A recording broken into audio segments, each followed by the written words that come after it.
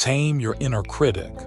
Hey everyone, and welcome back to the channel. Have you ever had a brilliant idea, a chance to speak up, or an opportunity for growth, only to hear that little voice in your head say, "You're not good enough," or "You'll fail"? That, my friends, is your inner critic. And if you're like most people, it's been a constant companion, sometimes a tormentor on your journey. But what if I told you that this voice, often perceived as an enemy, could actually be transformed into one of your greatest allies for growth? In today's video, we're going to dive deep into understanding your inner critic, exploring its origins, and most importantly, giving you practical, actionable steps to befriend your doubts and unlock your true potential. So if you're ready to turn self-doubt into your secret superpower, stick around. What is the inner critic? So, first things first, what exactly is this inner critic? Simply put, it's the internal monologue that evaluates and often judges your thoughts, actions, and character. It can manifest as self-doubt, fear of failure, perfectionism, or even self-sabotage. But where does it come from? Well, often, our inner critic starts as a protective mechanism. It's trying to keep us safe, prevent us from making mistakes, or avoid rejection. Think back to childhood, maybe a well-meaning parent's criticism, a teacher's harsh word, or even societal expectations.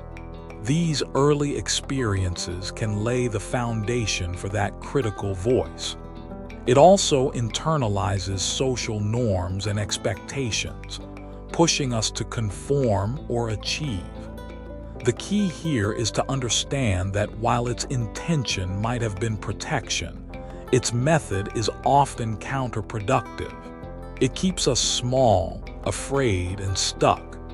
It's like having a well-meaning but overprotective bodyguard who won't let you leave the house. So, step one in befriending it is recognizing its origin and understanding it's not inherently evil, just misguided. Listening without believing. Now, how do we start this befriending process? The first crucial step is learning to listen to your inner critic without believing everything it says. Think of it like a weather report. You hear the forecast, but you don't become the weather. Similarly, when your inner critic pipes up, acknowledge it. Oh, there's that thought again. Don't engage in a debate, don't get angry with it, and definitely don't internalize it as absolute truth. Simply observe it. This is a foundational practice in mindfulness. A great technique here is name it to tame it. Give your inner critic a name. Maybe it's Professor Perfection, the doubter, or even Brenda. When Brenda starts whispering, you can say to yourself, "Ah, Brenda's at it again. Thanks for your input, Brenda, but I've got this." This externalization creates a crucial distance between you and the voice. It reminds you that you are not your inner critic. This simple act of naming and observing shifts you from being identified with the critic to being the observer of the critic. It's a powerful first step in reclaiming your power. Questioning the narrative. Once you can observe the voice, the next step is to gently question its narrative. Your inner critic often operates on old, outdated information or irrational fears. When your inner critic makes a statement like, "You're going to mess this up," ask yourself, is this truly a fact or is it an opinion? What evidence do I have to support this claim? What evidence do I have to disprove it? Often, you'll find there's little to no current evidence supporting the critic's extreme claims. Instead, you'll uncover a wealth of past successes, resilience, and learning experiences. Focus on those.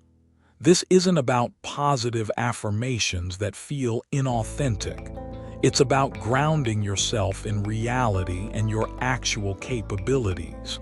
By actively questioning, you're not just ignoring the critic, you're disarming it with logic and self-awareness. You're teaching it that its old strategies no longer work on you. Cultivating self-compassion.